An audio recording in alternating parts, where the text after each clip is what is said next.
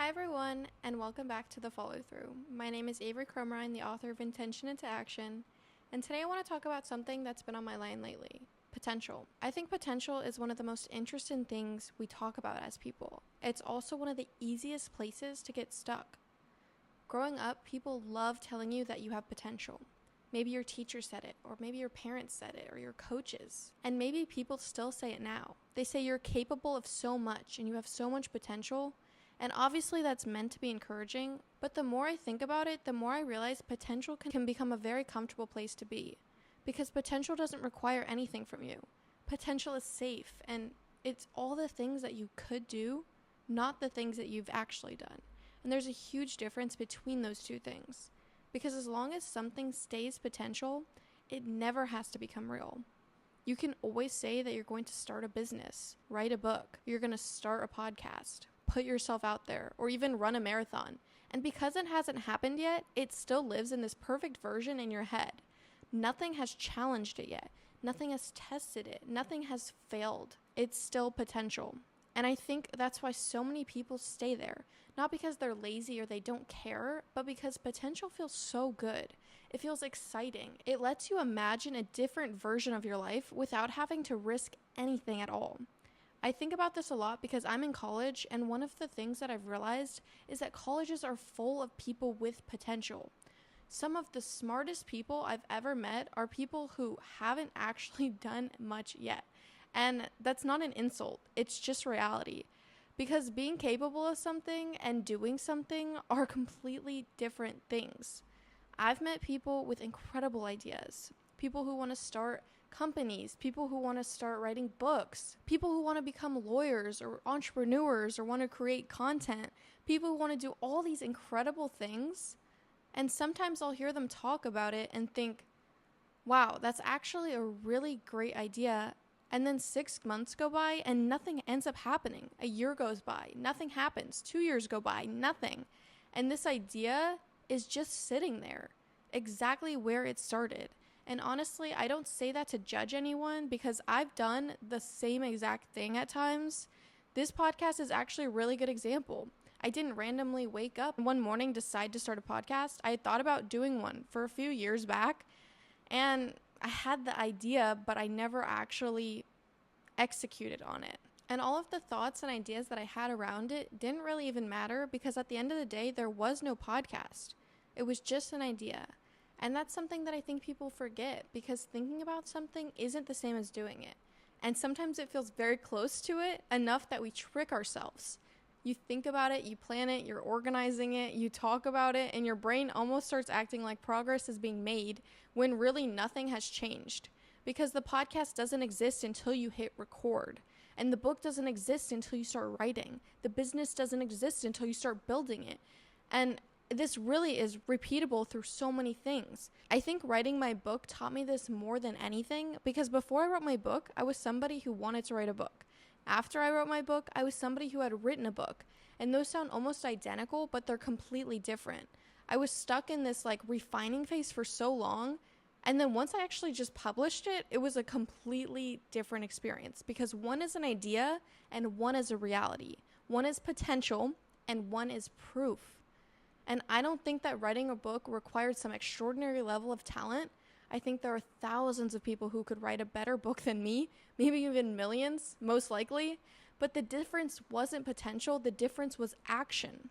Eventually, I stopped thinking about writing a book and I actually started writing one, finished the refining phase that I got stuck on and the layout and everything, and then published, and that was it. There wasn't some magical moment where I suddenly started feeling like an author. There wasn't some moment where I started feeling more qualified to write this book. There wasn't some moment where I knew exactly what I was doing. I just started and I just kept going. Something else that I noticed is that people love potential because potential protects your ego. I mean, just think about it for a second. If you never end up starting the podcast, nobody can tell you that it's bad. If you never write the book that you're wanting to write, nobody can criticize it. If you never launch a business, nobody can reject it. Potential protects you from failure, but it also protects you from success. And I think that's the trade that people accidentally make. They avoid failure, but they also avoid everything else, because the second something becomes real, it becomes vulnerable. Now people can judge it, reject it, and it might not work. And you might realize that you're not as good as you hoped. And that's uncomfortable for a lot of people, but that's also where growth happens. I remember speaking at the $1 Billion Impact event, and I was terrified. I didn't know the questions beforehand. I hadn't done something like this before. And there were people in the audience who were way more experienced than me, way more successful. And it would have been really easy to stay in potential, to keep telling myself, maybe someday I'll speak. Maybe someday I'll get on stage. Maybe when I'm older or have more experience or more confident. I definitely thought that one. But eventually there has to be a first time. And I think people forget that, because every speaker had a first speech. Every author has a first book. And every podcaster has a first episode. Every successful person was once somebody doing it for the first time. And I think social media makes that harder too, because we're constantly seeing finished products. We're seeing people after they've already done the hard things. We're seeing successful businesses, published books, popular podcasts, big opportunities, and we're comparing our beginning to someone else's middle.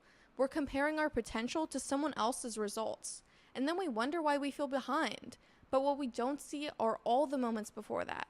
The moments where they had to stop thinking about it and actually just start. The moments where they had no idea what they were doing. Nobody was paying attention.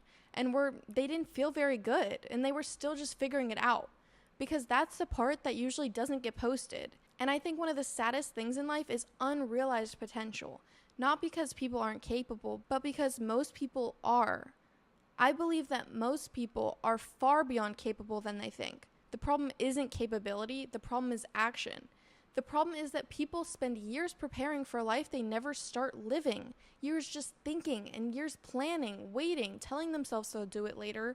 And then one day they look up and realize that years have gone by and the thing that they wanted is still sitting exactly where they left it, as an idea. And the older I get, the less impressed I am by potential. And the more I am by follow through. Because potential is so common, really common, unbelievably common. There are talented people everywhere, smart people, creative people, people with great ideas, but what's rare is somebody who actually follows through on them. Somebody who says they're going to do something and then does it. Somebody who keeps going when it isn't exciting anymore and when nobody's paying attention. So if you've been thinking about something for a while, maybe it's writing a book, starting a business, applying for an internship, creating content. Maybe it's even speaking and getting on stage. Maybe it's something that nobody else knows about. Ask yourself a simple question. How long have I been calling this potential? A month? 5 years? And at what point does the potential become an excuse? Because the thing standing between you and the life you want isn't more talent. Maybe it isn't more confidence or more experience or more time. Maybe it's just the decision to stop treating it like an idea and start making it real. Because potential is so exciting, but potential doesn't change your life. Action does. At the end of the day, intention doesn't change anything. Putting it into action does. I'll see you guys next week.